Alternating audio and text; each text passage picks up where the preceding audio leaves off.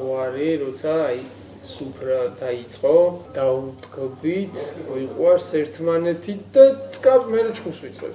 ღვინო უცხოსთან არც უნდა დალიო, უნდა დალიოს შენ სამეგობროსთან რა. ღვინო არის მეგობრების სასმელი. კი, სარიტუალოც არის, მაგრამ სარიტუალო სასმის და სარიტუალო რაღაცა რიტუალ შესრულებისას იქ არ თვრებიან. კი, იქ სხვა ის. იქ არის რაღაც განსაზღვრული რა, სამი ჭიქა უნდა დალიო, სამი სიტყვა თქვა და მორჩა რა. ის რიტუალია. როცა ბევრთან ერთად მიირთმევ ღვინოს და როცა შენ გინდა რომ თრობაში გადახვიდე, მხოლოდ და მხოლოდ მეგობრებში. ეგ არის, მაგიტომაც ვთვლი, რომ ღვინო არის თავისუფალი ხალხის სასმელი რა. თავისუფალი ხალხი ერთმანეთს არ უბრახულებს.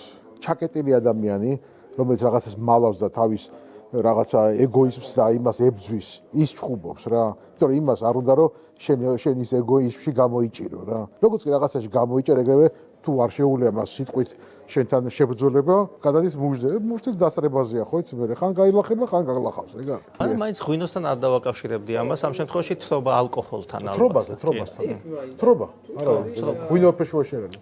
ო, ღვინო არაფერში შეერალი, კი, ნამდვილად ეგრეა თრობა და პრინციპში თრობა თუ უნდა ადამიანს ღვინოსაც ნაკლებად ეტანება. არ არის აუცილებელი ღვინით ან სასმელით თრობა საერთოდ, შეიძლება სხვა რამით დაწვეს.